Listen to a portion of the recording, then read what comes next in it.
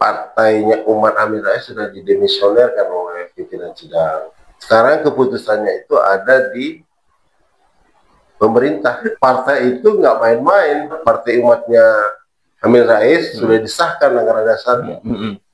Anggaran dasar itu tidak mungkin dua. Nah, ketika dia mau mengusulkan Kemenkumham, tentunya harus dibatalkan dulu anggaran dasar partai umat yang sudah disahkan oleh Menkumham.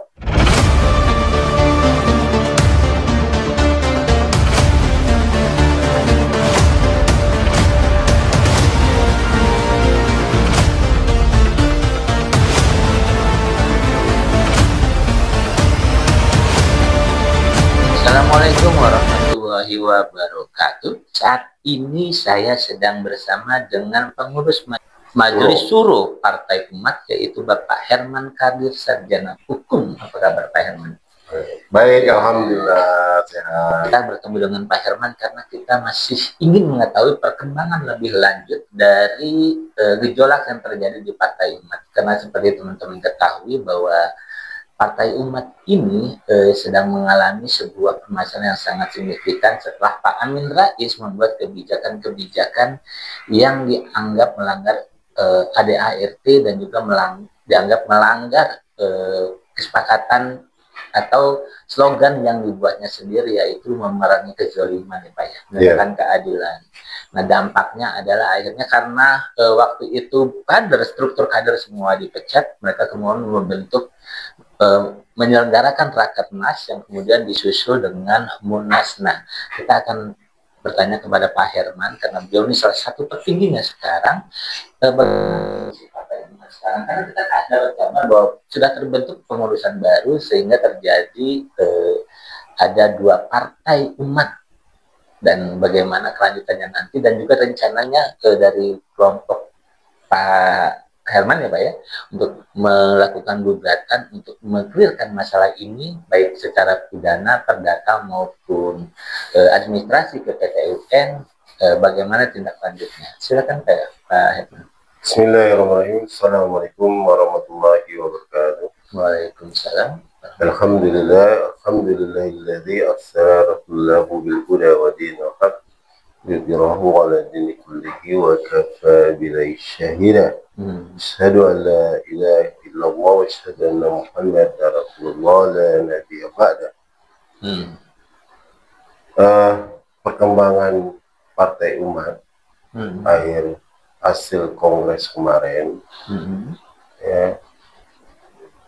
Jadi kongres itu dihadiri 24 DPD dan kurang lebih ada 200 DPD ya, sekitar 200 DPD. Nah, hasilnya itu pertama, Rakernas itu memerintahkan untuk segera melakukan kongres. Jadi ada pertama dulu ada putusan Rakernas. Rakernas ini merekomendasikan untuk melakukan kongres. Begitu ketok palu Rakernas, Rakernas ditutup. Hari itu juga langsung kongres. Jadi sore itu juga langsung melaksanakan kongres. Nah, dari kongres itu terpilihlah yang namanya Majelis Syuro. Pembentukan Majelis Syuro, terus terbentuklah Mahkamah Partai. Ya, terbentuklah nah, Majelis Syuro itu terpilih sebagai ketua umumnya itu Bapak Gamari Sutrisno. Pak Gamari terpilih sebagai ketua umumnya, wakil ketuanya Pak Muhajir Sadruddin, wakil ketua umumnya Herman Kadir, Dr. Herman Kadir SIM, terus wakil ketuanya lagi Ibu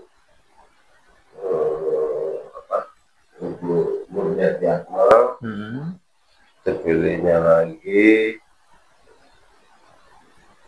Ibu Ati ya namanya, panggilannya Ibu Ati aja. Saya nggak hafal panjangnya itu 5 orang,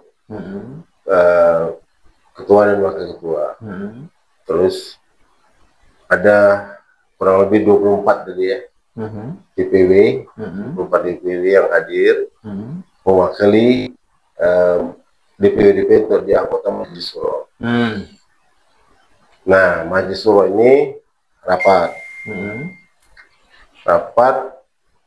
Majelis Suro malam itu juga akhirnya pertama memilih ketua umum, pengurus DPP, Dewan Pengurus Pusat Partai Umat. Nah, terpilihlah si Aznur, Pak Aznur ya. Pak Aznur. Ketua, sekjennya Ibu Yuli, dan wakil-wakilnya ada Mahdian, ada Bukhari Muslim, ada siapa? Dari ketua DKI ini saya lupa namanya, si Himawan, nah, dan seterusnya.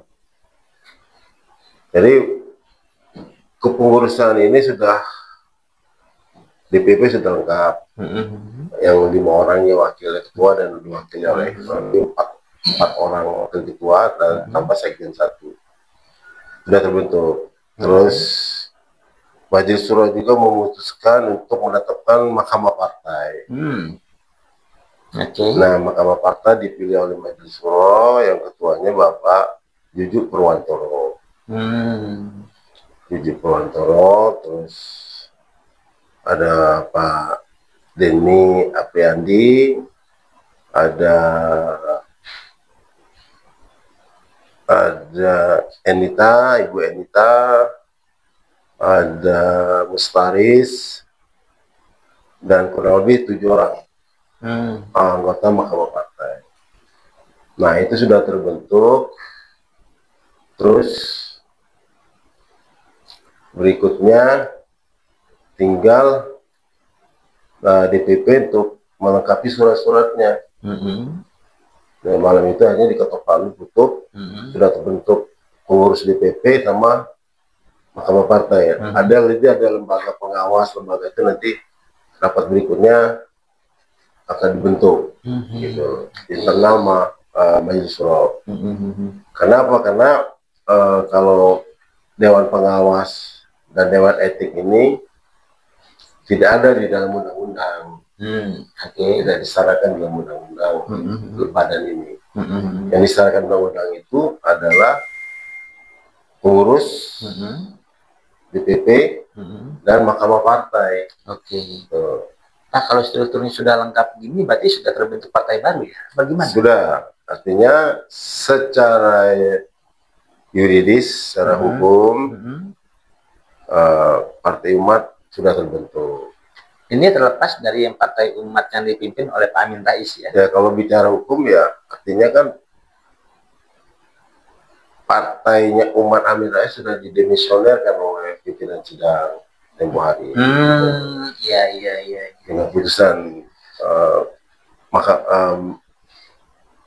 Kongres itu, Munas itu mendemisionerkan pengurusan Majelis Amin Rais dan mendemisionerkan pengurusan Ridho Rahmadi. Karena kalau kita merujuk pada ADRT-nya kan pemilihan pimpinan memang melalui Munas ya. Sementara kelompoknya Pak Amir itu belum menyelenggarakan Munas gitu ya. Semua full ke Majelis Suro. Oke. Nah, jadi artinya ada 2 partai umat ini ya. Nah, bagaimana nanti ini menghadapi 2 partai ini? Apakah nanti namanya tetap Partai Umat sajakah, atau akan ada nama embel-embel perjuangan kah, atau apa nanti itu? Karena kan nggak mungkin ada satu partai dengan 2 nama yang sama ya. Ya, nggak mungkin. Nah, ini sekarang tinggal Menkumhamnya saya. Gitu. Jadi kalau pengurus DPP yang hasil kongres ini gesit dan cepat dan kuat legitimasinya, ya akan disahkan oleh Menkumham. Nah, kalau menurut Menkumham hasil kongres ini tidak sah dan tidak benar, ya, dan menurut pandangan dari apa, dari Menkumham itu, ini karena sudah disahkan anggaran dasar Partai Umatnya Pak Amin Rais kan, Ridwan Ramadi itu, maka Menkumham kan bisa jadi akan mengesahkan Partai Umatnya Ridwan Ramadi. Ini bertarung kan, kuat-kuatan gitu. Sekarang keputusannya itu ada di pemerintah, yaitu dalam hal ini Menteri Hukum dan HAM. Pertarungannya nanti di sana ya? Ya, pertarungannya tinggal di sana saja. Ya, siapa yang kuat, siapa yang punya adu argumentasi, ya bertarunglah di situ. Akan ada juga nih gugatan pidana perdata ya. Legalitasnya lebih kuat mana dibandingkan dengan di kalau mengacu anggaran dasar yang lama, Partai Umat, ya kita hasil kongres ini. Nah, ini lebih tepat gitu loh. Mana ada masa tidak ada kongres, tidak ada rakernas, itu satu kekeliruan menurut saya. Pak, kan sejak konflik ini mencuat ya, kan banyak juga nih kader Partai Umat yang akhirnya lari kemana-mana gitu ya, ke partai-partai lain. Dengan banyaknya partai yang sudah pergi gitu ya, kader yang sudah pergi, ketika nanti ini disahkan, mungkin nggak mereka balik lagi untuk memperkuat partai yang dipimpin dari hasil Munas ini? Ya kalau ini disahkan kuat partai ini.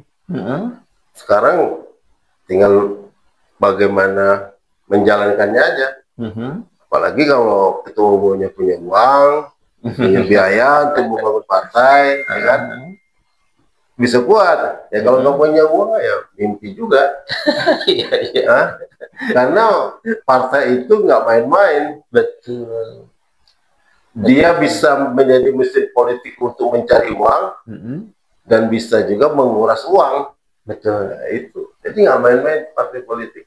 Tapi saya sebetulnya Pak, kalau misalnya nanti partai, misalnya nih setelah digugat ternyata ya Partai Umatnya Pak Amin Rais, karena ADRT-nya juga dianggap ilegal ya. Kemudian dia kalah, sementara partai itu kan sudah diverifikasi ya, dari peserta pemilu. Apa nggak ada negosiasi dengan Pak Amin Rais untuk ayo kita rekonsiliasi? Kalau Amin itu bijak, oke. Menurut aku seorang negarawan, seorang ulama gitu ya, dia panggil. Ini kan kader dia semua. Oke, benar. Ini kader Amin, panggil. Dan di antara yang aja bicara. Betul. Jangan bicaranya mecat-mecat aja. Nah, ini kekiriman Pak Amin ini kan dia mecat. Ini kadernya dipecat semua. Pengurus wilayah dipecat, pengurus DPD dipecat, yang tidak taat pecat. Yang tidak sejalan dengan calon pilkada kemarin dipecat. Itu cepatnya. Ini terjadi perlawanan gitu loh. Jadi ruang rekonsiliasi itu agak tertutup gitu ya Pak? Tertutup. Amin orangnya nggak mau membuka ruang untuk rekonsiliasi. Harusnya ada ruang itu dibuka. Buka aja. Bahkan selama ini Partai Umat nih cenderung agak booming akan ada namanya Pak Amin gitu ya. Setelah namanya Pak Amin nggak ada, nanti gimana tuh efeknya Pak? Ya pasti ada pengaruh tetap, karena bagaimanapun saya ini pindah ke Umat karena Pak Amin Rais. Nah, iya kan? Iya. Seorang tokoh figur yang kita ini gitu loh. Makanya saya masuk Umat.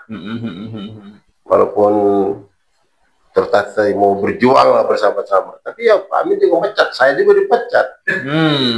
Apa salah saya gitu loh, di Mahkamah Partai dia dipecat. Saya tidak ada merasa tidak ada kesalahan. Dihabisin semua. Jadi seolah yang tidak sejalan itu dihabisin. Ya. Nah, kalau ruang komunikasi dengan Pak Amin sudah tertutup, kalau ruang komunikasi dengan Pak Ridwan Ramadi yang ditunjuk lagi menjadi ketua umum Partai Umat sama Pak Amin gimana? Masih ada nggak? Ya itu semua saya bisa dibicarakan. Kalau menurut saya, semua bisa dinegosiasi. Yang menjadi masalah itu kan karena mereka ini dipecat. Iya. Jadi ruangnya sudah tertutup. Iya. Kalau mereka nggak dipecat sih, saya yakin masih bisa. Iya. Untuk bernegosiasi ini. Iya. Itu kesalahan fatal Pak Amin di situ. Dia melakukan pemecatan terhadap pengurus wilayah dan daerah. Dan kemudian menunjuk menantunya ya. Itu udah dari dulu kan, memang ketua pertama kan dia. Iya, ini untuk yang kedua kali ditunjuk lagi. Dan kemudian ditunjuk PLT ya. Iya. Pak, kalau menurut Bapak kekuatan Partai Umatnya Pak Amin Rais sejauh ini seperti apa sih dengan ada hanya PLT gitu? Ya itu tadi saya bilang, kalau PLT itu kan artinya harus jelas memberikan orang PLT ini harus jelas. Sementara pengurusan yang ada itu mau dikemanakan gitu. Itu yang jadi masalah. Nah inilah yang bikin saya bilang tadi adanya perlawanan karena membuat PLT ini. Iya. Gitu. Iya. Ini jadi perlawanan. Dan banyak, saya kan Mahkamah Partai dapat laporan banyak sekali, pusing saya. Iya. Soal uang pilkada, soal PLT, soal caleg, banyak sekali yang masuk data. Pak, kalau yang soal uang pilkada itu ya, pilkada calon gitu iya. Ya, itu kemungkinannya bisa terpidana dan bisa ada yang masuk bully nggak sih? Ya bisa jadi kalau seandainya ada yang melaporkan ke pihak berwajib adanya pengelapan uang kan, bisa aja. Iya. Ya, tergantung kepolisiannya gimana. Iya, nah teman-teman ini menarik. Sekarang ini ternyata sudah ada 2 partai umat. Yang nanti pertarungannya di mana yang absah itu di Menkumham. Tapi Bapak sendiri melihat peluangnya partai umat dari hasil Munas Bapak dan teman-teman itu sebesar apa, Pak? Kalau hasil Munas ini tergantung dari anggaran dasar. Karena yang syarat utama itu yang disahkan itu anggaran dasar. Betul.